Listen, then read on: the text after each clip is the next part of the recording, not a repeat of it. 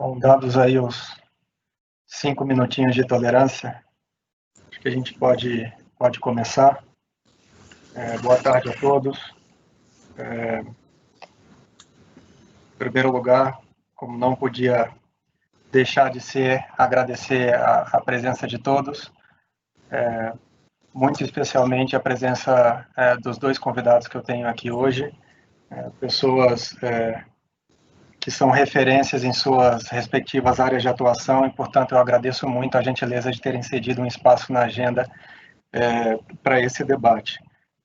Gostaria só de fazer uns pequenos avisos. O primeiro é que a gente está gravando esse evento para posterior disponibilização pelas redes sociais. Esse é um aviso que eu gostaria de fazer. E também o segundo aviso é que as pessoas que estejam participando e têm interesse em fazer alguma pergunta, seja para mim ou seja para os debatedores, fiquem à vontade de fazê-lo pelo chat. A gente tem aqui um tempo limitado, mas eu vou tentar no final selecionar, conforme a disponibilidade de tempo, alguma pergunta para ser feita. Então, como dizia, muito obrigado especialmente aos debatedores que eu tenho a honra de receber aqui hoje. De um lado, Gustavo Montesano, que dispensa apresentações, presidente do BNDES, com quem eu tive a honra de compartilhar o iniciozinho da carreira no Rio de Janeiro. Começamos os dois juntos, eu do lado jurídico, Montesano do lado financeiro, como estagiários no mesmo banco de investimento. Quero dizer, Gustavo, que eu fico muito orgulhoso da sua trajetória e dos serviços que você tem prestado ao país, especialmente agora nessa última, a fase mais recente da sua carreira na presidência do BNDES. Seja muito bem-vindo e obrigado novamente pela sua gentileza de ceder seu tempo aqui para esse debate. Obrigado, Tomás. Eu que agradeço o convite. Prazer estar aqui. Obrigado pelas memórias aí de quase 20 anos atrás. E eu não podia deixar de participar de um tema tão apaixonante que todos nós, como você disse aqui, financistas que vivemos e ainda vivemos no passado e no presente esse tema, tenho o maior prazer em debater. Então, obrigado aí pela presença. Espero que seja frutífero e proveitoso para todo mundo que nos assiste. Obrigado novamente. Professor Mário, a quem eu conheci mais recentemente no âmbito do mestrado profissional da GV de São Paulo. Professor Mário, além de professor do mestrado profissional, é também o coordenador do curso. Eu fiz esse curso recentemente e tive a oportunidade de ter o professor Mário como orientador na dissertação que deu origem a essa obra que hoje a gente faz o lançamento. Então, não preciso nem dizer a importância que o professor Mário teve em todo esse processo e na investigação que deu origem a essa obra. Professor Mário, igualmente, eu agradeço muito a sua presença e sua gentileza de aceitar o convite.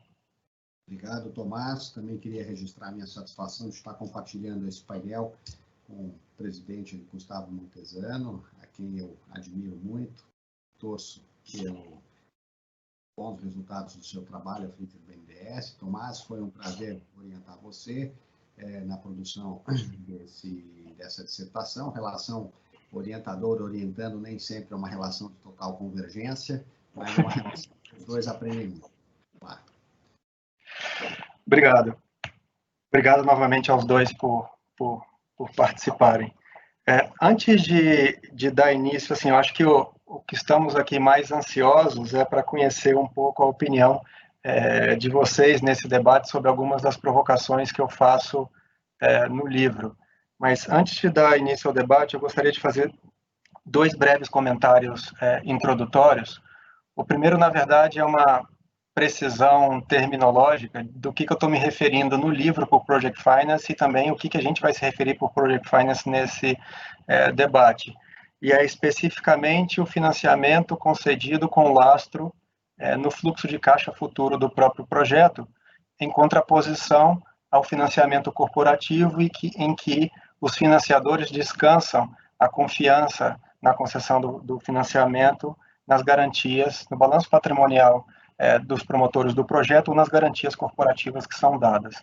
Então, só para fazer esse esclarecimento de que quando a gente estiver falando de Project Finance, a gente está falando exatamente da modalidade de financiamento que não depende, ou depende apenas parcialmente da concessão de garantias corporativas por parte dos sponsors, né, daqueles que promovem o projeto. E depois, só para dar um pouco de contexto, a minha pesquisa e também ao debate que a gente vai fazer a seguir, dizer que lá em 2005, um pouquinho depois aí da fase que eu coincidi com o Montesano, no Rio, eu fui fazer um mestrado na Espanha e terminando o mestrado, eu entrei no escritório de advocacia e não porque eu tenha deliberadamente procurado a área de financiamento de projetos, foi a área que eu caí no escritório e acabei tendo uma experiência bem intensa nos 4 anos que eu passei em Madrid antes de voltar ao Brasil. E quando eu voltei ao Brasil em 2010, me chamava muita atenção as diferenças com que o financiamento de projeto era feito no Brasil em relação ao que eu tinha visto lá na Europa. Então, desde esse momento, eu sou um curioso para entender o que leva o Brasil a ter essas particularidades que no livro eu chamo de disfunções, e o que a gente poderia fazer aqui no Brasil para um pouco melhorar a prática do Project Finance no Brasil, de maneira que a prática seja mais alinhada à melhor experiência internacional, né? Então, o livro ele está dividido em 2 partes, que o próprio título do livro sugere, né? Análise crítica e propostas de aperfeiçoamento. Então, tem uma primeira parte que é tratando de identificar quais seriam essas disfunções do mercado brasileiro, e a segunda parte de propostas de aperfeiçoamento enfrentar a pergunta mais difícil, né? Que é o que a gente poderia fazer para melhorar. E aí a minha ideia é dividir esse breve debate que a gente vai ter nesses mesmos 2 blocos, iniciando por que é a análise crítica e depois tentando falar um pouco do que seriam as propostas de aperfeiçoamento. Então, dando início efetivamente ao debate, dirigindo já a primeira pergunta ao Montesano, Montesano, uma dessas disfunções que eu identifiquei no mercado brasileiro, que tem tudo a ver com a sua vida hoje, é uma forte preponderância dos bancos públicos na concessão de financiamento de longo prazo no Brasil. Eu estou aqui com os números divulgados pela Ambima. Em 2017, que até foram os números que eu utilizei na minha dissertação, indicava-se uma participação de 78% dos bancos públicos no desembolso de financiamento de longo prazo no Brasil, sendo 73% somente do BNDES. O restante, 5,2% do BNB. Em 2018, esse percentual diminui para 61%, embora continue ainda uma participação muito relevante. E essa redução se deve principalmente a uma redução de desembolsos do BNDES, de 73%, como eu dizia, para 40%. Mas acabou sendo muito compensada por um forte acréscimo da participação do BNB, que sobe de 5% para 20%. Se a gente vai para os números mais recentes divulgados pela Ambima, 2019, a situação permanece mais ou menos a mesma. O BNDES diminui ligeiramente os desembolsos para 37%, mas o BNB cresce ainda mais, para 26%, de tal forma que a participação dos bancos públicos passa a ser de 64%. Então, assim, reduziu, e parte dessa redução se deve ao êxito de algumas emissões de debêntures de infraestrutura, que é um instrumento que teve o seu êxito recente, mas ainda é muito elevada comparando com outros países. O que eu vi na Espanha, por exemplo, era uma participação muito mais residual do ICO, que é o Instituto de Crédito Oficial, que é o banco equiparável ao BNDES. E aí eu queria saber, Montesano, qual que é a visão do BNDES sobre isso?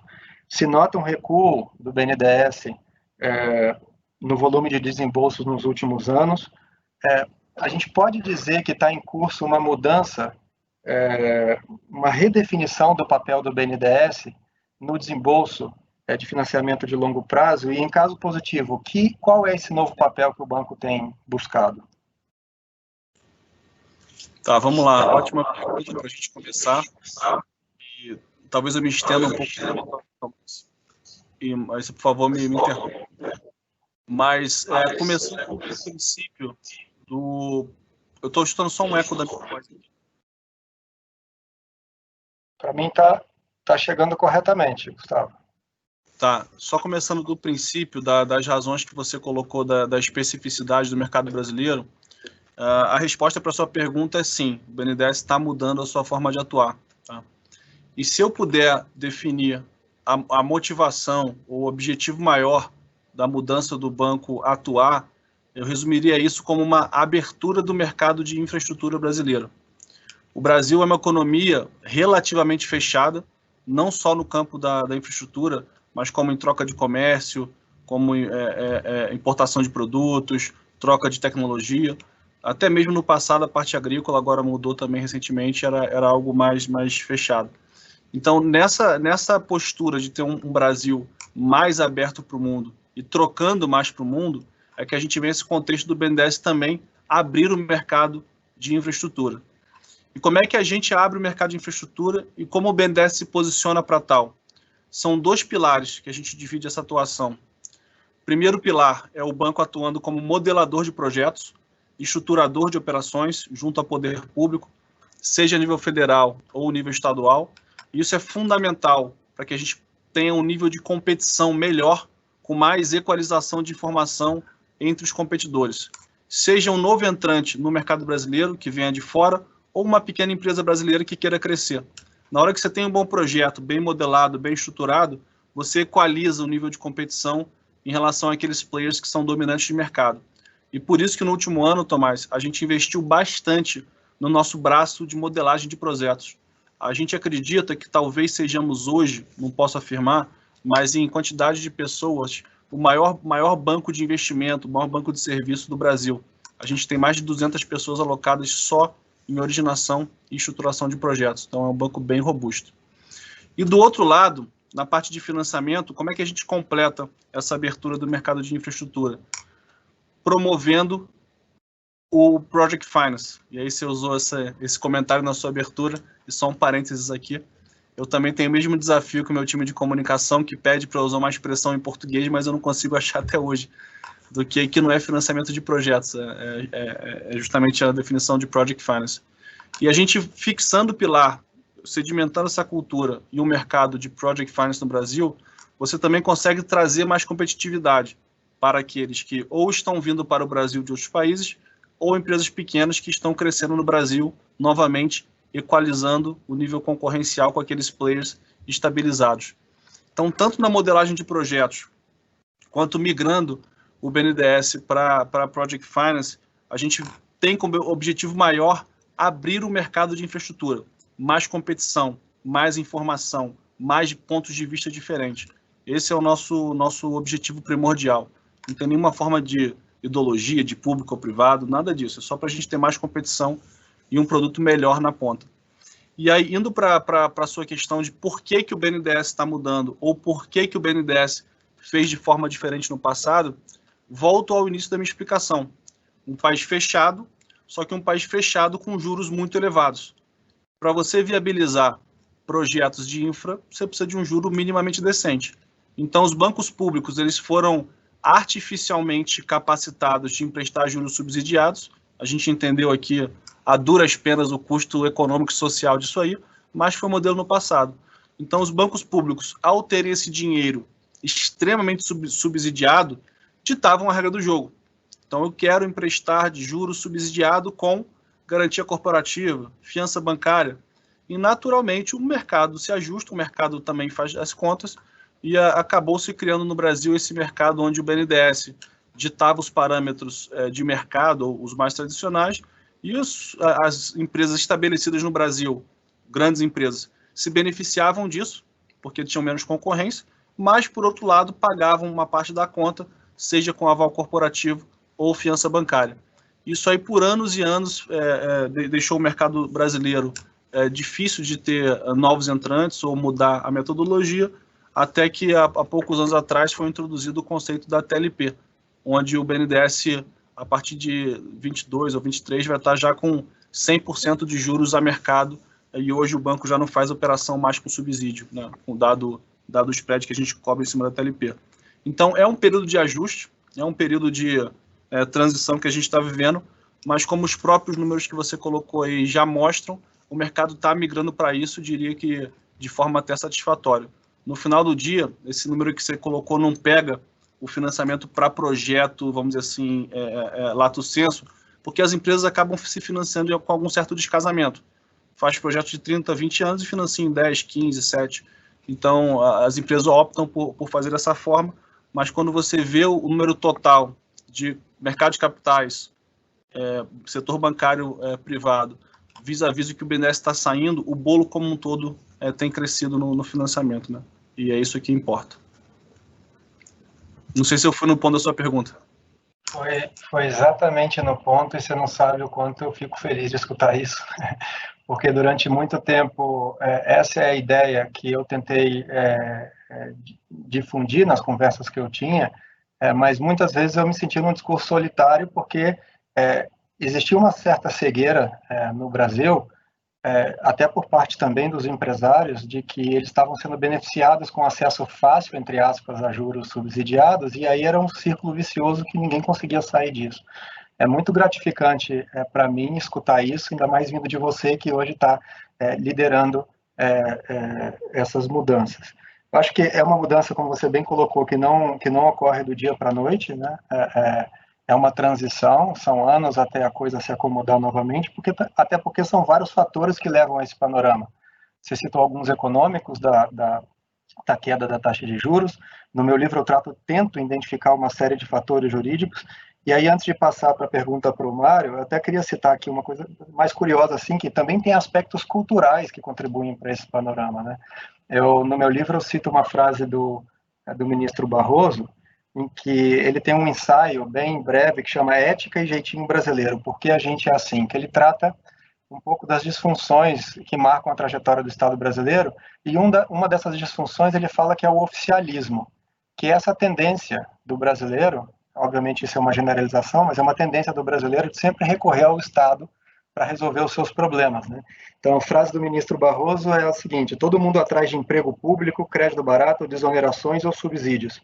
Da telefonia às fantasias de carnaval, tudo depende do dinheiro do BNDES, da Caixa Econômica. Então, ele faz essa crítica dizendo que também tem um aspecto cultural do brasileiro tender a buscar soluções para os seus problemas através do Estado. Então, isso não se rompe da noite para o dia. Agora, professor Mário, eu, pelo menos, encaro tudo isso que o Gustavo falou com extrema satisfação e otimismo, mas, olhando pelo lado, do ponto de vista do estruturador do projeto, aquele que está promovendo o projeto, não deixa de ser um desafio adicional. Além de todos os outros de botar um projeto de pé, agrega-se um novo desafio no sentido de, olha, você vai ter que encontrar maneiras de estruturar o financiamento de longo prazo sem poder recorrer, entre aspas, ao crédito fácil subsidiado do BNDES. O senhor, professor Mário, que já esteve no lado do poder público estruturando projetos, assessorando empresas privadas na estruturação de projetos e também com a sua visão acadêmica, o senhor também vê tudo isso com bons olhos e acha que é um aprendizado? Como é que o senhor enxerga essa tendência de redefinição do papel do BNDES? Obrigado. Mas estou com um pouquinho de eco aqui. Acho que você tem que desligar o mudo, já colocou no mudo, né?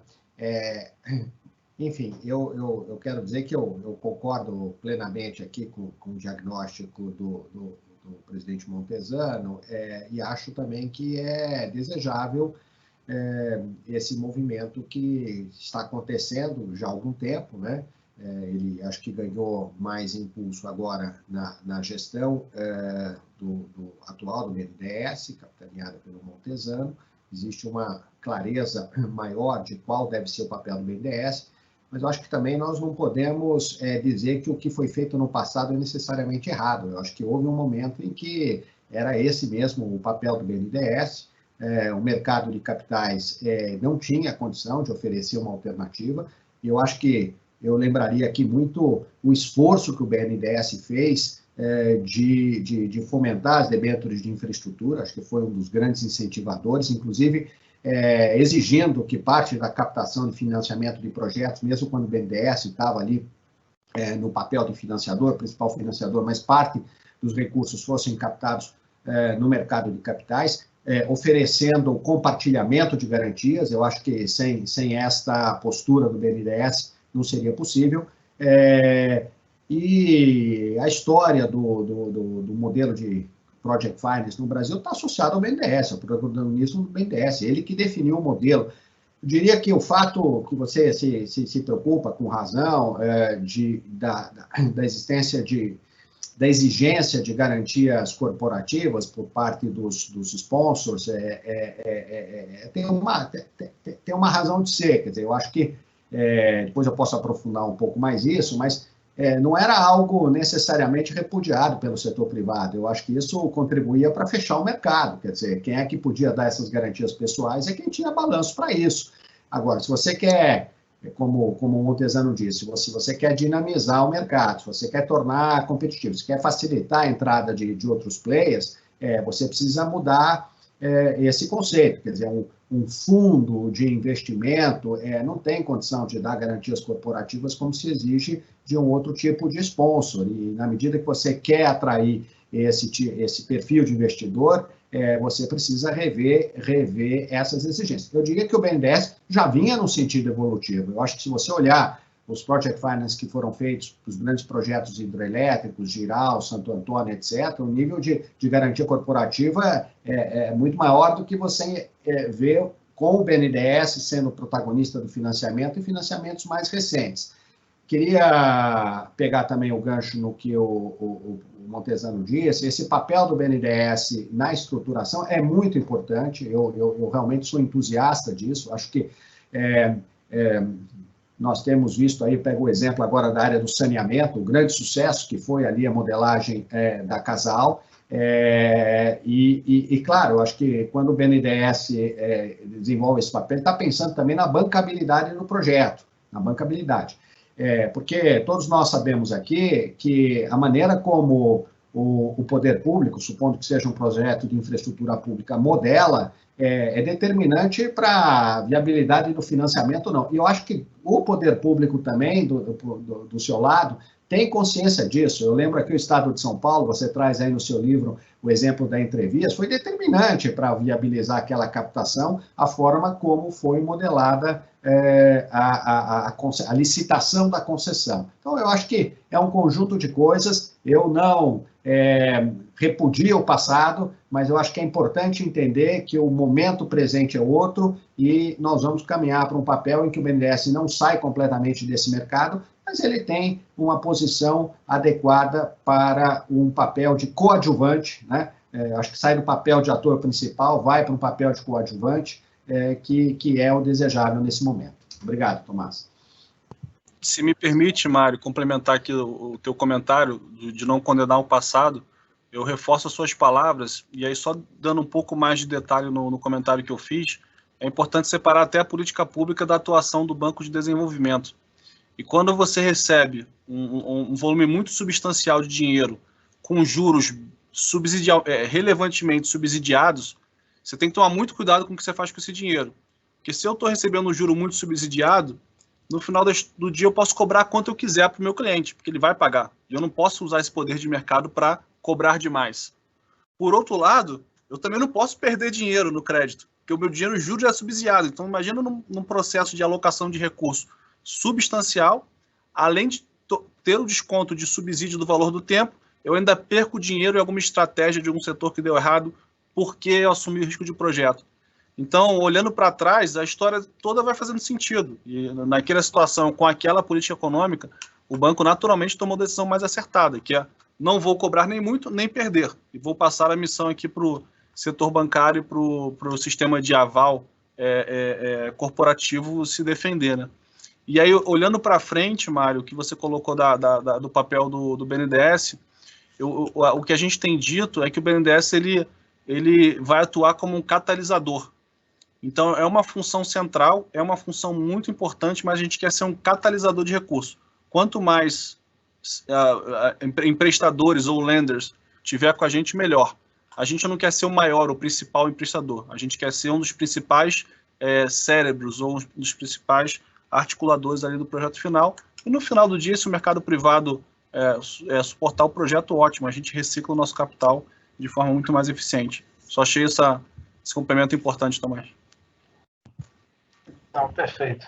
Eu acho que o simples fato de haver essa discussão já é saudável. Aí, voltando ao ponto de quando eu voltei para o Brasil em 2002, pouco se discutia em relação a qual deveria ser o papel ideal do BNDES. Se tinha aquele modelo como modelo, como talvez o único modelo possível, pelo menos essa era a minha interpretação na época, e eu acho que o professor Mário tem toda a razão.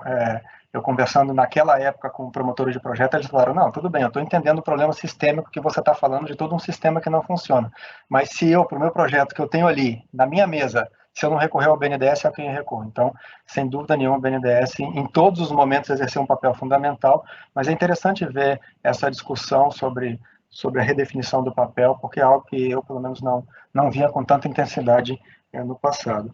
Então, passando o que eu chamo no livro da segunda disfunção, já comentada rapidamente pelo professor Mário, para abrir essa discussão, Gustavo, eu cito uma frase sua, que está citada no livro, numa entrevista que você deu para o jornal Estado de São Paulo, logo, acho que imediatamente depois poucos meses depois da sua nomeação.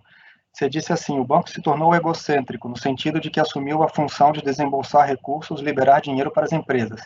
Imagina ter trilhões de reais para desembolsar. Não é fácil desembolsar a quantidade de dinheiro que o banco desembolsou. Aí, cortando aqui um pedaço para fazer mais breve, o banco pede a maior quantidade de garantias possível que o cliente tem para disponibilizar e, como tem o crédito mais barato, a empresa vai dar.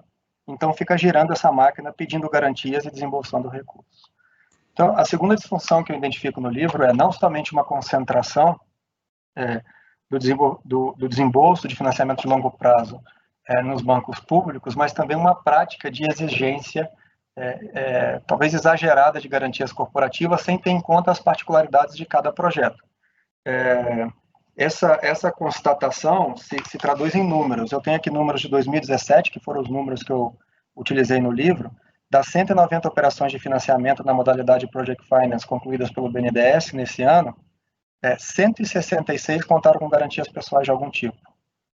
O que representa, em termos de volume financeiro financiado, aproximadamente 79% do valor total desembolsado naquele ano sob tal modalidade. Isso talvez é o que mais me chame a atenção em relação ao que eu vi lá fora, porque isso desvirtua e mina a ideia do Project Finance na essência.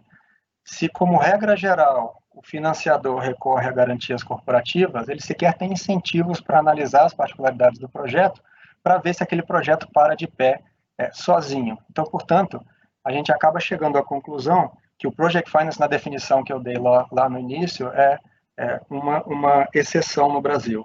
Acho que você já tocou nesse ponto no início, Gustavo, mas se você puder elaborar um pouquinho mais, o BNDES, assim, também gostaria de saber a visão do BNDES sobre esse ponto. É algo que o BNDES também enxerga como uma disfunção e pretende, pouco a pouco, num processo que também é complicado, ajudar o mercado a mudar de direção, tanto quando o BNDES atuar como financiador, como naqueles casos em que ele atua como estruturador, modelador, como você está falando que é o foco agora? Com certeza, Tomás. Se você puder fechar seu microfone. Obrigado. Com certeza, Tomás. E aí vou de novo pegar as palavras do professor Mário aqui, que tão bem colocou, para dizer que é um processo e são fases. E o BNDES teve essa fase de expansão bem robusta e repentina do seu balanço, poucos anos com muita aceleração, e esse processo de transição, esse processo de migração para um financiamento subsidiado, entre aspas, baseado em aval corporativo ou fiança bancária, migrando para algo a mercado com assunção de risco de projeto, está em transição no banco há alguns anos. Né? O que a gente fez e está fazendo e está colocando de pé, em comum acordo com o Conselho, com o Ministério da Economia, com os técnicos da casa, é acelerar essa migração, acelerar a velocidade dessa transição, que, novamente, tem que ser feito com cuidado, como você mesmo colocou, é algo que ainda é incipiente no Brasil, a gente está experimentando, a gente está aprendendo a fazer isso aqui como um mercado de Project Finance, um mercado de de sindicalização de crédito de projetos, mas é o caminho que vai levar a gente a ter mais competição nos projetos e, mais importante que isso, mais inteligência, mais visão. E aí é um negócio que o BNDES sentiu na pele, e aí até propulsou o banco a fazer essa migração. Porque na hora que você fica se tornando emprestador, entre aspas, sozinho do projeto, é você debatendo com o cliente, com o operador, se o risco é A, se o risco é B, se o risco é C. Na hora que você está na mesa com 3 bancos brasileiros, um americano, um europeu, um asiático, um fundo de pensão, um asset manager, e ali você tem um consórcio de bancos e financiadores debatendo ponto de vista, debatendo opinião, debatendo junto com o empreendedor, se vai ser turnkey, como é que é o risco, como é que é a conta reserva, toda essa riqueza, e que eu chamo da tecnologia de Project Finance, ela agrega muito valor para o Brasil. Então, você tem um pouco mais de custo transacional, um pouco mais de tempo de estruturação, é mais gente na mesa, mas o produto final, que a gente gasta ali em tempo e recurso financeiro para essas pessoas que estão alocando suas inteligências ali, ele é compensado múltiplas e múltiplas e múltiplas vezes em erro de projetos, ajuste de projeto, renegociação de contrato. E o BNDES sentiu isso. E, na verdade, o que o banco quer é ter mais atores na mesa para justamente dar uma notícia ruim para o cliente, criar, voltar. De novo, é um aprendizado a como deixar de ser, usando novamente as palavras do professor Mário, o principal, o central, para ser um articulador, um cooperador, um debatedor, um sindicalizador. Isso aí requer mudanças de regulamento, de cultura, mas o banco está bem empenhado e convencido de que essa é a direção. Muito bom. Mais uma resposta que me deixa muito feliz, porque estamos totalmente alinhados e eu acho que esse é o caminho. De novo, dá muito mais trabalho colocar um projeto de pé sem garantia corporativa. Lá atrás, e aí só contando uma rápida passagem, eu tive conversando com um player de mercado, dizendo, olha, num projeto solar, eu perguntava, quem é que faz a parte técnica para ver o nível de radiação solar aqui, para ver quanto que essa usina vai poder produzir de energia no futuro, e, portanto, as receitas futuras. Não, a gente não tem. E dizendo que estava fazendo Project Finance. Ou seja, então, assim, se o banco está descansando na garantia corporativa, realmente não precisa se dar o trabalho de analisar, fazer a projeção de receitas por 20 anos. Mas se você esquecer a garantia corporativa e tiver que botar um projeto de pé com lastro nessas receitas, sem dúvida dá muito mais trabalho, mas é todo um sistema que funciona de forma mais eficiente, com os projetos parando de pé sozinhos, e não dependendo de recursos públicos, e nem de subsídios, e nem de onerando o balanço patrimonial dos promotores, né? E aí, professor, Mário, né, ainda nessa questão da garantia, se a gente vai no site do BNDES, hoje eu dei uma checada, na parte de Project Finance, na parte de garantias, é curioso como está escrito as garantias, porque diz, a exigência de garantia pessoal dos controladores poderá ser dispensada. Então, é curioso, porque é uma lógica dizendo o seguinte, a regra é pedir garantia pessoal, ela poderá ser dispensada se... E um desses requisitos é a celebração de contratos que obriguem os empreiteiros ou fornecedores de equipamentos a concluir o projeto dentro de orçamento pré-determinado em data previamente especificada. Nosso famoso EPC turnkey, ou seja, contrato de construção com prazo determinado e preço determinado. Por diversos fatores, os EPCs no Brasil não acabam de atender essa função de dar conforto aos financiadores, a ponto dos financiadores dizerem, está mitigado o risco de construção, vamos em frente com um projeto sem garantia corporativa. O senhor, como estudioso aí da área, professor Mário, que fatores o senhor atribui como para esse cenário de que os EPCs acabam não atendendo essa função satisfatoriamente aqui no Brasil? Desculpa que eu vou botar. Vamos lá. Primeiro, eu queria fazer aqui um registro de que a estrutura de sindicalização dos lenders, ela é muito importante e ela está muito presente fora do Brasil. Quer dizer, o BNDES, lá no passado, tentou fazer isso de uma forma bem, digamos, brasileira, que era repassar recursos para bancos privados, porque dividia com eles o risco, sancionava, né, buscava no mercado um certo sancionamento do projeto, mas sempre com muita queixa de que, no final do dia, o modelo de estruturação jurídica era o do BNDES e não havia espaço para flexibilização por parte dos bancos privados. Outro ponto então, isso que o presidente Montesano falou, de que vários players envolvidos, é importante. Eu diria que a sindicalização vai nesse sentido. E o outro ponto aqui que eu queria lembrar é que qualquer que seja aí a questão do EPC, que é muito sensível, isso não dispensa um envolvimento profundo dos emprestadores na discussão do projeto. E digo mais, antes até da discussão, na modelagem do lado do setor público, porque é ali que você define se vai dar certo ou se vai dar errado. É o que exatamente o BNDES tem feito com um protagonismo cada vez maior no momento presente. Então, eu diria para você que esse envolvimento, quer dizer, tornar um movimento coletivo, né, sindicalizado, e um envolvimento maior no projeto, com diferentes visões, ajuda muito. O outro ponto é o seguinte, qual é a grande lógica do Project Finance? É mitigação de risco. Quer dizer, se os emprestadores vão correr o risco do projeto, então vamos fazer de tudo aqui para mitigar o risco de um eventual insucesso do projeto.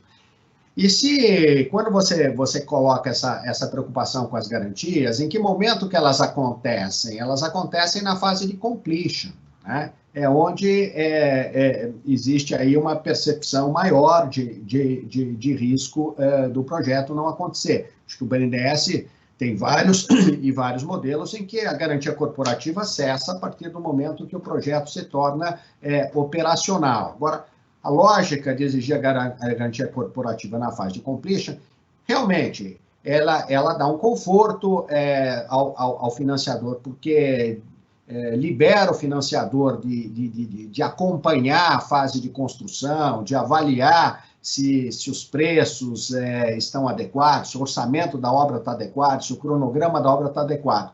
Agora, quando você coloca, adicionalmente, um modelo de EPC entre partes relacionadas, esse é o ponto, entre partes relacionadas, o EPC perde completamente a credibilidade. Quer dizer, qual é o histórico dos operadores de concessão no Brasil? Eram antigos grupos que tinham protagonismo no setor de obras públicas e que vieram para a concessão. Então, o interesse em participar na concessão, depois isso foi mudando, é verdade, mas o interesse inicialmente era ter a obra, ter o EPC. Por mais que esses grupos tenham mecanismos de tentar estabelecer uma relação um pouco mais independente entre braços do mesmo grupo econômico, isso não passava a ideia de um modelo ideal, digamos assim, para os financiadores. Então, diria que muito das exigências de garantia era por uma percepção de risco na fase de completion em razão de não ser um autêntico EPC. Quando começam a vir os atores que não são grupos de construção civil, ou são puramente operadores, ou são perfil financeiro, aí muda essa percepção a preocupação com esse contrato de EPC. Então, eu diria que tem uma explicação para isso, e o sentido evolutivo, inequivocamente, é para caminhar para EPCs mais autênticos e, portanto, menos preocupação com essas garantias corporativas. Perfeito, professor. Eu acho que isso tem toda ligação com o que o Gustavo comentava ao princípio, de abrir o mercado de infraestrutura, né? Enquanto você tem sempre os mesmos players participando, ganhando dos projetos, os mesmos financiadores, você não está estimulando.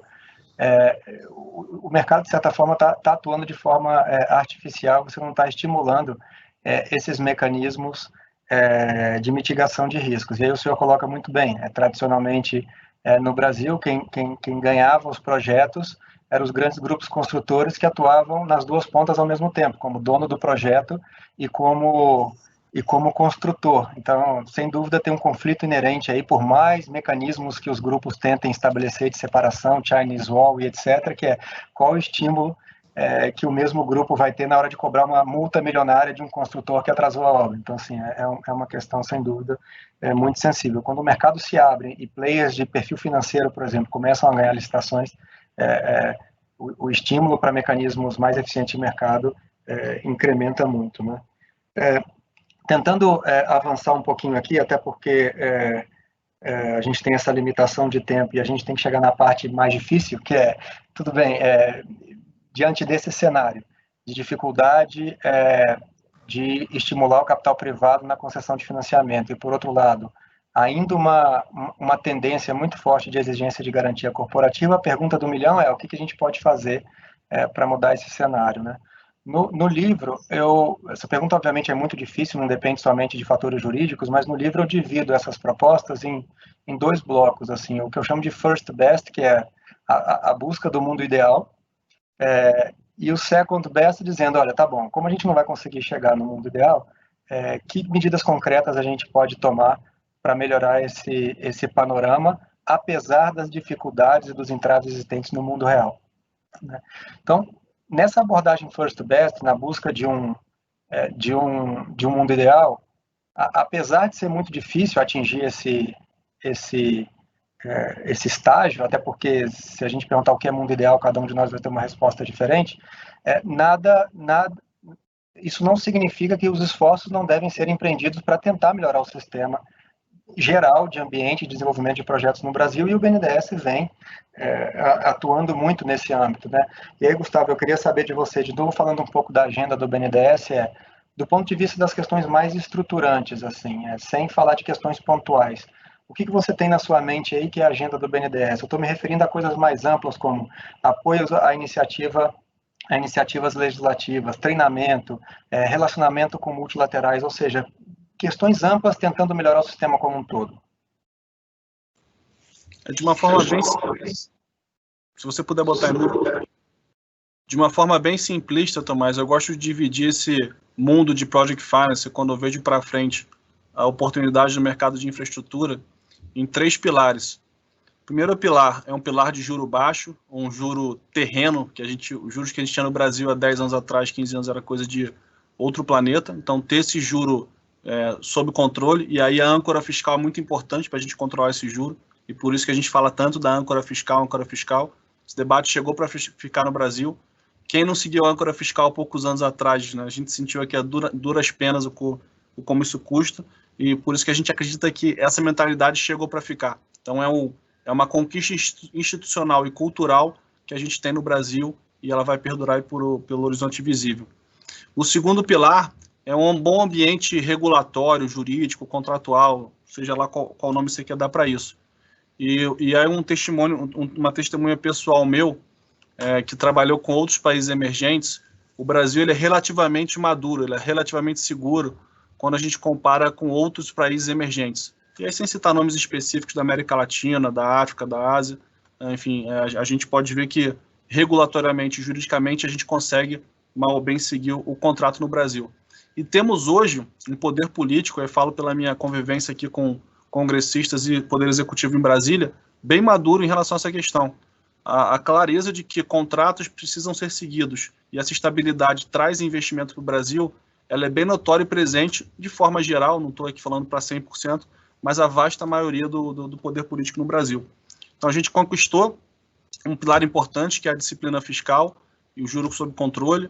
A gente conquistou e está cada vez mais aprimorando essa consciência, essa preparação de leis e regulações e medidas de atos regulatórios como saneamento para amadurecer isso. E qual que é o terceiro pilar?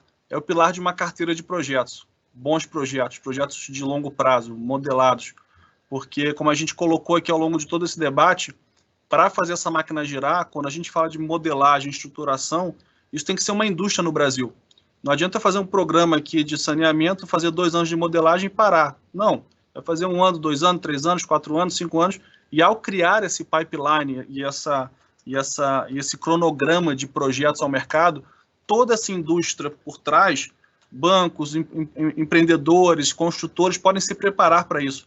E essa visibilidade é muito importante. Então, se tem um legado que a gente quer deixar aqui ao sair do governo, em 2022, não só o BNDES, mas toda a equipe aqui do Poder Executivo, é ter realizado concessões, infraestrutura, privatizações, mas tão ou mais importante que isso, é deixar um horizonte de projetos para quem quer que seja, sentar aqui em 23, poder ter com que trabalhar. Porque uma coisa que chamou minha atenção quando eu me juntei ao governo ano passado era a carência de projetos, era a carência de coisas prontas para serem colocadas ao mercado. Então, a gente está reconstruindo essa estrutura, reconstruindo essa indústria no Brasil, para que a gente possa dar visibilidade.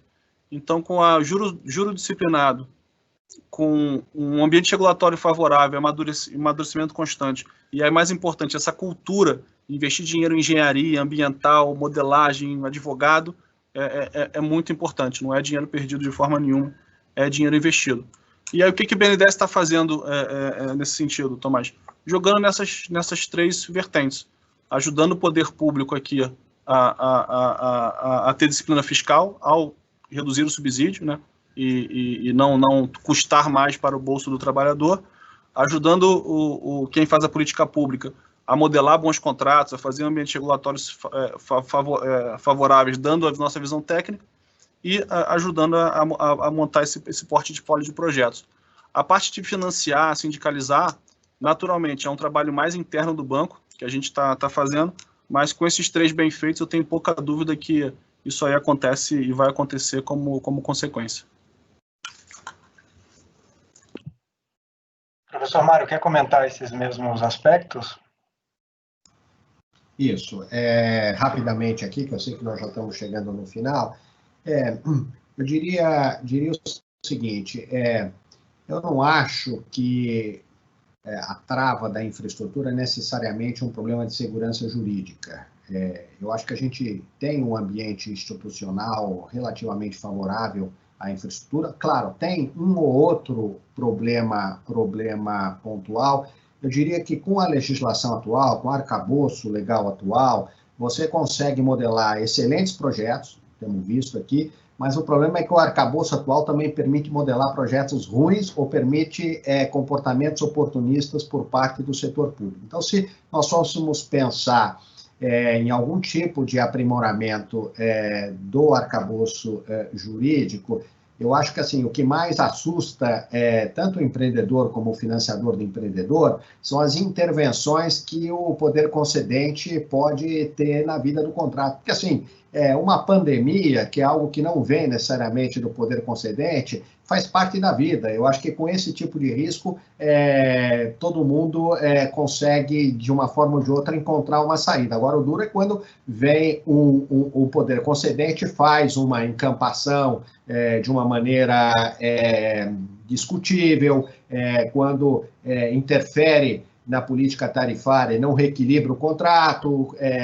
Então, esse tipo de ação, eu acho que aí o mundo jurídico teria uma contribuição a dar. Não seriam grandes mudanças na lei, eu não acredito em grandes mudanças, acho que são coisas mais pontuais, deixar mais claro, então, como é que se calcula aí a indenização prévia no caso de encampação, porque nós estamos vendo que esse é o nó aí que tem surgido. Como é que se dá uma garantia de que vai ter um reequilíbrio, não só econômico, mas financeiro, que não tenha um impacto insustentável no fluxo de caixa do concessionário e, portanto, rebata também na capacidade de pagamento do financiamento. Então, são pequenos ajustes. Eu não diria que a gente precisa rasgar o que existe hoje e partir da estaca zero, porque o nosso patamar está relativamente bom. Acho que esse é o second best, Tomás, como você gosta de chamar. Muito bem. É interessante que os três pilares que o Montesano falou, manter os juros em patamares aceitáveis e melhoria do ambiente regulatório, encaixa no que eu estou chamando de first best, que são medidas que isoladamente não vão representar muita coisa, mas no conjunto vão favorecer o desenvolvimento de um sistema de negócios melhor, seja para Project Finance ou para qualquer outra coisa. E a busca incessante por um ambiente de negócios melhor, eu acho que está plenamente justificada. o que eu estou chamando de second best, eu acho que entra mais no que o Montesano estava falando, e o Mário também, de ter uma carteira de bons projetos, né? Para o Project Finance voar, você precisa ter projetos que param de pé sozinhos, projetos autossustentáveis do ponto de vista financeiro. Do contrário, de novo, você não vai ter financiadores dispostos a financiar o projeto de longo prazo sem acesso à garantia corporativa. E aí, só para... Já estamos aqui quase no limite de tempo, dentro do que eu chamo de second best, um dos casos que eu estudo, que o professor Mário mencionou anteriormente, é uma concessão rodoviária aqui em São Paulo, do projeto Entrevias, que é muito interessante, porque todos os entes envolvidos nesse projeto fizeram um esforço no sentido de dotar o projeto de maior bancabilidade, né? Obviamente, foram trabalhos que foram realizados no âmbito de um projeto específico e, portanto, não necessariamente estavam contribuindo para a melhoria do sistema como um todo, mas nessa ideia de, já que a gente não consegue, num passo de mágica, melhorar o ambiente como um todo, trabalhar projeto por projeto, para que eles sejam financiáveis e cada vez mais tendo projetos, formando uma carteira, um pipeline que permita ao mercado gerar, como o Gustavo falava, é muito benéfico também. Em respeito à concorrida agenda dos debatedores, eu acho que a gente vai deixando por aqui. Estou vendo aqui que os participantes não se atreveram a fazer perguntas. Então, eu acho que, em respeito aí ao que a gente combinou de limitação de tempo, a gente deixa o debate por aqui. Eu queria novamente agradecer a presença de todos, muito especialmente do Montesano e do professor Mário, por tudo que eu falei, que abrir um espaço na agenda deles é um ato de gentileza por si só. E quando eu decidi escrever esse livro, eu quis dar a minha pequena contribuição do que eu tinha visto lá fora para a melhoria do sistema do Brasil. Eu acho que a simples realização de um diagnóstico do problema que permita o debate, que é o que a gente está fazendo aqui, já é um grande passo. Se disso derivar também melhorias do sistema de financiamento de projetos no Brasil, eu ficar muito feliz com o meu grãozinho de areia de contribuição. Obrigado novamente. Não sei se vocês querem fazer alguma consideração final. Professor Mário, por favor. Não, Tomás, obrigado. Enfim, a gente poderia ficar mais uma hora debatendo isso aqui, mas acho que já falamos o essencial. Obrigado pela oportunidade, Montesano, um prazer compartilhar esse webinar com você. Professor Mário, obrigado, prazer igualmente. Tomás, parabéns aí pela obra de arte, e prazer estar aqui, não só gentileza, mas para apoiar a tua iniciativa, e é assim que a gente constrói um Brasil, cada um dando o seu grãozinho.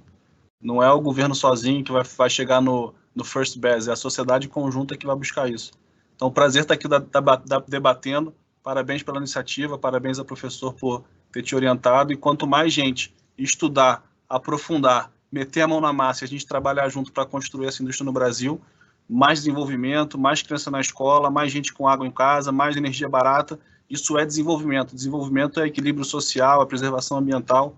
Então, parabéns pela iniciativa e que mais pessoas se inspirem na sua propositura e a gente possa debater com mais a gente na mesa. Obrigado pelo convite. Muito obrigado, Montesano. Obrigado, professor. Um abraço. Tchau.